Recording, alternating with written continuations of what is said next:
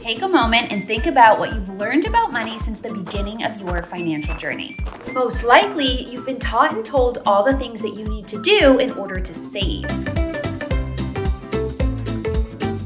Conventional financial advice is focused around saving, how to build a budget to save more, how to cut expenses to save more. But one thing that we aren't taught that's just as important, how to spend. In order to save without feeling restricted, we need to learn how to spend our money. More importantly, we need to learn how to spend in alignment with our values and priorities in a way that feels good. And this means understanding the things that we enjoy spending our money on, as well as the things that we don't. I'm going to walk you through how to do this in a few simple steps. First, we're going to focus on your essential expenses because these are the expenses that you can't reduce. So pull up your credit card statement or your debit card statement because you're going to want to get access to the last 2 or 3 months of your expenses and transactions. We're going to use this information to understand how your expenses are currently being allocated.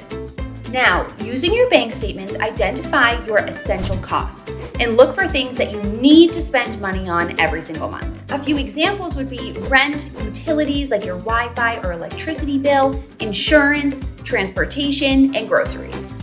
List these out and identify your monthly averages. How much are you spending on each of these things every month? Once you have this figured out, add it up.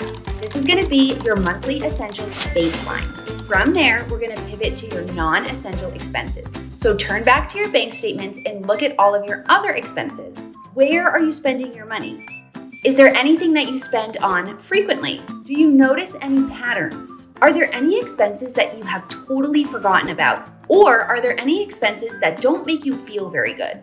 And on the flip side, are there any expenses that you feel really good about or that you afforded because they strike a fond memory? Those are the areas that you'll want to focus your discretionary income on. Identify what they are, how much you spent, and then write them down. With this information, you can build your non-essential spending into your plan and focus on incorporating funds into your plan for things that you love while reallocating money that you normally spend on things you don't love towards savings.